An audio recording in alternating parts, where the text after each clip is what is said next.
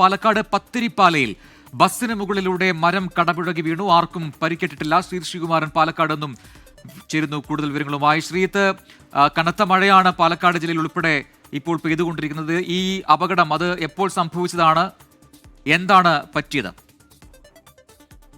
രാത്രിയോടുകൂടിയാണ് ഇത്തരമൊരു അപകടം റിപ്പോർട്ട് ചെയ്യുന്നത്. പാലക്കാട് കുളപ്പള്ളി സംസ്ഥാന പാതയുടെ പ്രദേശമാണ്. ആ മേഖലയിലാണ് ഈ ബസ്സിന് മുകളിലേക്ക് മരം കടപുഴകി വീണത്. വലിയ വൻ വൃക്ഷമാണ് ഈ ബസ്സിന് മുകളിലേക്ക് വീണത്. ബസ്സിൽ യാത്രക്കാരുണ്ടായിരുന്നു എന്നാണ് നമുക്ക് ലഭിക്കുന്ന വിവരം. ടൂറിസ്റ്റ് ബസ്സാണ് എന്നും ആ ദൃശ്യങ്ങളിൽ നിന്ന് നമുക്ക് വ്യക്തമാകുന്നുണ്ട്. എന്തായാലും ഈ മരം കടപുഴകി വീണു. ആ സമയത്ത് കാര്യമായ രീതിയിലുള്ള പരിക്കുകൾ ഉണ്ടായിരുന്നില്ല. ചില്ലകൾ മാത്രമാണ് ഈ ബസ്സിന് മുകളിലേക്ക് കടപുഴകി വീണത്.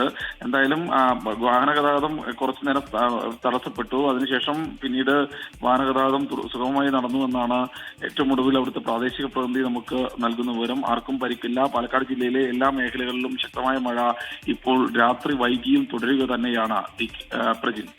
യെസ്, ശ്രീകുമാറിനാണ് പാലക്കാട് വിശദാംശങ്ങൾ നൽകിയത്. ശ്രീത്ത് തുടരുക. ശ്രീത്ത്, ഈ പാലക്കാടിന്റെ പല മേഖലകളിലും ഇത്തരത്തിൽ മഴക്കെടുതികൾ റിപ്പോർട്ട് ചെയ്യുന്നുണ്ട്. നേരത്തെ മരം കടപുഴകിയുടെ മറ്റൊരു സംഭവം കൂടി ഉണ്ടായിരുന്നു. അവിടെയൊക്കെ ഗതാഗതം തടസ്സപ്പെട്ടു എന്നൊക്കെ വാർത്തകൾ വന്നിരുന്നു. ഈ വൈദ്യുതി ബന്ധം അതൊക്കെ വിച്ഛേദിക്കപ്പെട്ട നിലയിലുണ്ടോ ഇപ്പോഴും പലയിടങ്ങളിലും?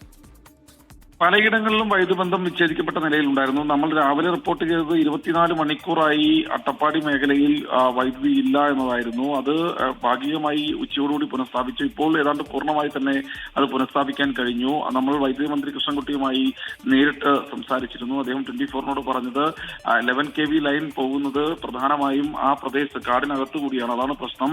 അത് മാറ്റാൻ ആവശ്യമായ നടപടിക്രമങ്ങളിലേക്ക് കടന്നിട്ടുണ്ട്. അത് ഈ ഒരു മഴക്കാലം തീരുന്നതിന് മുൻപ് തന്നെ കഴിയുമെന്ന് ഒരു പ്രതീക്ഷയാണ് മന്ത്രി പങ്കുവച്ചത്. എന്തായാലും ചാലിശ്ശേരി മേഖലയിൽ 16 മണിക്കൂറാണ് കഴിഞ്ഞ ദിവസം ഇത്തരത്തിൽ ഒരു പവർ കട്ട് അല്ലെങ്കിൽ ഉണ്ടായത്.